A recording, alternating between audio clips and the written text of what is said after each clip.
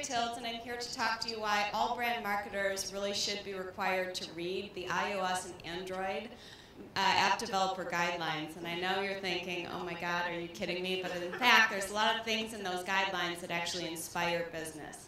One of the big tips in one of the guidelines is actually says empower people through the development of your apps. But in fact, I think you should empower people in your business every day when you're looking at the products you're developing or the services that you're offering. Empowering people allows them to engage in a much better way.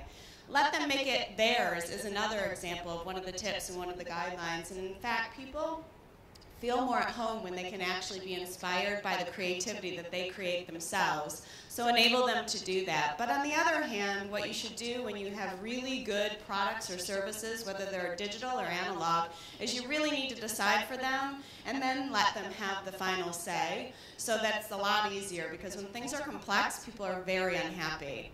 You also want to empower people with direct interaction and touch, because in fact, when you have direct interaction and touch, people actually learn faster and they understand the concepts in your product or service development, no matter what it is, in a much easier way. And on that note, you need to get to know them. You need to understand what makes them happy. I don't personally love Hello Kitty, but my daughter does. And perhaps if she had a phone like this, she would just use it all the time. And so think about things in your product development that would get to know them better, and make sure you tell them that. A big concept we've learned in these connected devices are pictures are faster than words. And actually what I see in a lot of the product development and a lot of the messaging and the service is that people just don't use pictures good enough. So what about if you were playful with pictures? What about instead of asking for general feedback, you could actually just ask people when they're pissed off by using this picture, so that they can kind of feel better about their complaint. You can be more playful. And as a matter of fact, one of the things I think is most amazing with the speech that just happened with Condition 1 is empowering people to interact with the devices and the products that you develop will engage them in much more immersive ways, and I'm huge on the video engagement of Condition 1. Base your design and communication on how people think. Somerset Mall by my house actually has an interactive map, and actually the map is not interactive at all. Maybe if they thought of providing me an interactive map that worked like Google Maps, I could actually find the stores in their mall.